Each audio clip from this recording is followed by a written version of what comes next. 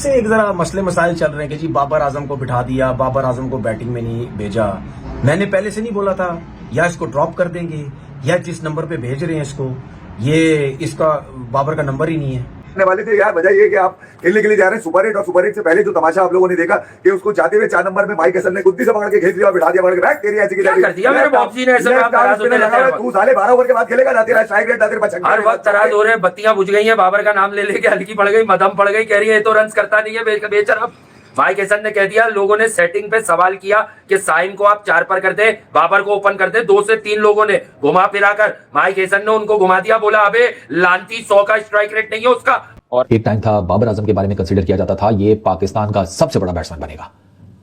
बाबर आजम के बारे में एवरीवन वाज एब्सोल्युटली श्योर कि ये पाकिस्तान का सबसे बड़ा बैट्समैन बनेगा और वो बाबर आजम आज चलती फिरती विकेट है, कोई भी आउट कर लेता है। बाबर आजम के बारे में माइक हसन ने जो प्रेस कॉन्फ्रेंस की है उसने बड़ी सीधी सीधी बातें की हैं। उसने कहा बाबर आजम अहल ही नहीं था उस दिन कि वो इस किस्म की क्रिकेट खेल सके। यानी जब आप इंडिया के खिलाफ हमने उसको नहीं भेजा 12वें ओवर में, उसने कहा बाबर आजम लिमिटेड एबिलिटीज का हामिल प्लेयर है, ठीक है, और वो उस वक्त इस काबिल ही नहीं था कि उसको भेजा जाए, वो इस काबिल ही बल्लेबाज नहीं है, हम उसको किंग कहते हैं, ठीक है जी। मैंने तो खैर अब नाम चेंज कर दिया, लोग मुझे गालियां दे रहे हैं बाबर के फैन। माइक हसन की प्रेस कॉन्फ्रेंस हुई है, माइक हसन ने बड़ी जबरदस्त बातें की हैं उसमें और बड़ी जो है वो बोल्ड बातें की हैं, और वो मैं अगर आपको बताऊं तो यहाँ पर हमारे कुछ शायकीन हैं जो बाबर के काफी क्लोज होंगे, वो नाराज होना शुरू हो जाएंगे क्योंकि बाबर का पावर प्ले का स्ट्राइक रेट इतना अच्छा नहीं है। अबे ये इतने छोटे छोटे से बैट क्यों निकल रहे हैं इनके गोल गोल से? सवाल करते ना रामेश, तुम तो थे वहां पर। रामिस ने भी सेटिंग पे साइम का सवाल कर दिया कि क्या आप उसे नीचे खिलाएंगे? नीचे? अबे तो क्या किसके ऊपर करेंगे अगर नीचे खिलाएंगे तो? ये भी तो मुश्किल से सवाल पूछता है ना। मैं यही कह रहा हूँ, पूछते कि इसकी फिटनेस क्या है बाबर आजम की भाई? कहाँ है? इसको बाउंड्री लाइन पे खड़ा किया जाता है ताकि ज्यादा भागना ना पड़े। नहीं, ये छोटी छोटी गोल गोल सी टमियां जो नाव के ऊपर आई है, ये गोला बना हुआ है, ये कहाँ से निकलने? इसको लाओ ना शॉर्ट मिड विकेट पे, कहाँ से निकल रही? भागना पड़े, इसको भागना पड़े वहां पर। वहां मसला ये है ना कि यार जब सेटिंग आपकी चलेंगी तो टीम का कॉम्बिनेशन नहीं बन पाएगा। बाहर जो कुछ रोना धोना था जैसा कुछ नजर आ रहा था तो हो गया। उसके बाद जनाब फिर बाबर की कुर्बानी की उसने वो बाबर तीसरे पे आ गया, वो चौथे पे चला गया। अब बाबर फिर चौथे पे आगे खेल रहा है और वो बाहर बैठा हुआ है। और हैरानगी की बात यह है कि हमारा कोच कह रहा है कि फखर के बगैर हम बेस्ट प्लेइंग 11 खिला रहे हैं। मुझे यह बताएं कि विदाउट फखर आपका मैच विनर, आपने न्यूजीलैंड के खिलाफ उसका रिकॉर्ड भी देखा है कि जो वो न्यूजीलैंड के खिलाफ परफॉर्म करता आ रहा है, उसके साथ आप इतनी बड़ी नाइंसाफी कर रहे हैं, इतनी बड़ी ज्यादती कर रहे हैं। और बाबर जिसके बारे में आप ये कह रहे हैं कि वो नंबर 1 पे नहीं खेल सकता, वो 12वें ओवर में नहीं आके खेल सकता, तो भाड़ में जाए ऐसा प्लेयर। फिर वो किस चक्कर में उसको टीम का हिस्सा बनाया हुआ है? मैं वहां पे कहता कि फिर क्या जरूरत पड़ी हुई आपको कि रोल स्पेसिफिक, सिचुएशन स्पेसिफिक आपने बल्लेबाज खिलाया हुआ है कि ये इस तरह की सिचुएशन होगी कि ऊपर से 2-3 आउट हो जाएंगे तो फिर बाबर आके टीम को संभालेगा। और अगर बाबर ने वो रोल भी बड़े मैच में प्ले ना किया हो तो फिर कहां उसका हक बनता है? बता। तो ये तो बातें तो प्रेस कॉन्फ्रेंस में सलमान आगा ने फखर जमान और बाबर के लिए बात कर तो दी है, सबको वहीं से पता चल जाना चाहिए कि यार इन दोनों के साथ होगा क्या। हम सिर्फ बाबर लगे, फखर जमान के साथ क्या कर रहे हो आप लोग?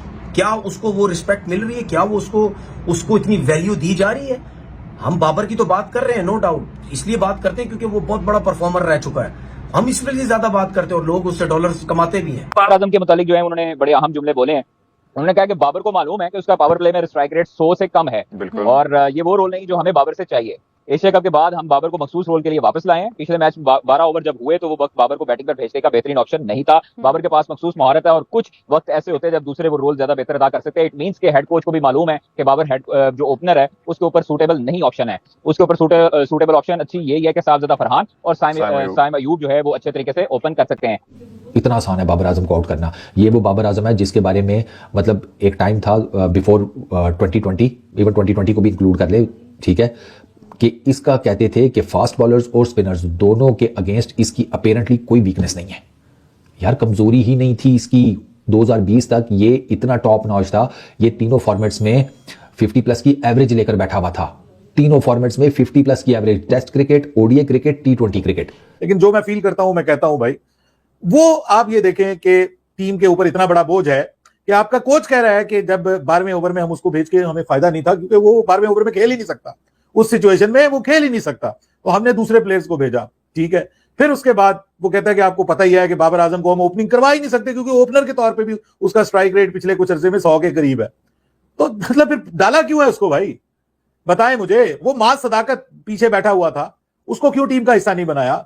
आप मुझे बताएं कि जो आपकी टीम का एक बहुत इंपॉर्टेंट, आपने हसन नवाज को इतना अरसा खिलाया, आपने अब्दुल समद को इतना अरसा खिलाया, आपने फखर जमान को कुर्बानी का बकरा बना के बाबर को पहले से दूसरे पे लाए, तीसरे पे लाए, वहां पे फखर जमान को पहले देखे ना, फखर जमान ओपनर था, बाबर और रिजवान की कुर्बानी के लिए फखर जमान को तीसरे पे लाया गया, ठीक है।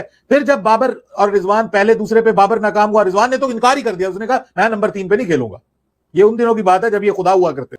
मैं तो पहले से कह रहा हूं, प्री प्लान तरीके से ओपनिंग से फारिग किया, कप्तानी से फारिग किया, तीसरे पे लाए, टीम से निकाला, एशिया कप में नहीं, फलाना नहीं, उसके बाद आप उसको लेके आए, उसकी कोई परफॉर्मेंस नहीं थी, फिर भी आप लेके आए। किस लिए लेके आए कि नहीं यार जो श्रीलंका की कंडीशन है ये हमें वहां जरूरत पड़ेगी इसकी। लेकिन अगर 8 या 9 ओवर बाकी थे, उसमें अगर आप क्रिकेट के हिसाब से देखें तो बंदा सोचेगा यार चले ठीक है जी, सही भेजा ख्वाजा नाफे को। लेकिन अगर आप उसकी रेपुटेशन के हिसाब से देखें तो बेइज्जती तो फील होती है, वो तो बुरा तो मुझे भी लगा है। लेकिन क्या करेंगे, इसका हल क्या है? या तो फिर मुझे यही लगता है ना कि बेइज्जत करो इसको, इतना ऐसा कुछ कर दो कि खुद ही T20 क्रिकेट छोड़ दे, खुद तो छोड़ नहीं रहा।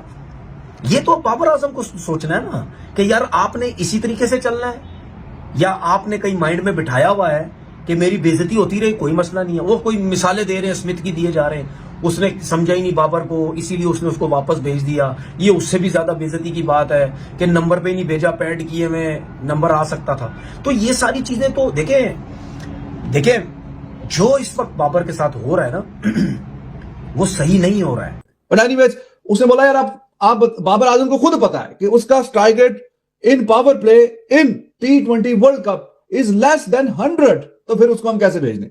आप खुद इंसाफ करें यार, और तुसी आप इंसाफ करो जर्नलिस्ट हो कि अगर एक बंदे का स्ट्राइक रेट लेस देन 100 है तो फिर पावर प्ले की बात हो रही है, करियर का नहीं। करियर का तो चलो ठीक है, वो चला जाता ना जरा ऊपर। और अभी भी आपने देखा वो पिछले दिनों कि जितने भी प्लेयर्स ने 500 रन किए हैं, 500 रन के पार गए हैं जितने भी प्लेयर T20 वर्ल्ड कप में, तो सबसे लोवेस्ट पे बाबर आजम का स्ट्राइक रेट है, सबसे लोवेस्ट। वो तो ओवरऑल है ना, बट ही मेंशन के पावर प्ले में तो उसका 100 का स्ट्राइक रेट नहीं है इन पावर प्ले। तो फिर आप बताएं कैसे भेजें उसको। नमस्कार दोस्तों, स्वागत है। दोस्तों, पाकिस्तान के कोच माइक हैसन ने बाबर आजम को लेकर ऐसा बयान दिया है जिसे सुनकर बाबर के फैंस को मिर्ची लग जाएगा। दोस्तों, माइक हैसन ने ऐसे बयान दिया है, उन्होंने बोला है कि बाबर आजम को स्ट्राइक रेट में सुधार करने की ज़रूरत है। जिस तरह से उन्हें नामीबिया के खिलाफ बैटिंग करने को नहीं मिला, उसके बैटिंग क्रम को बहुत ही नीचे ले गया।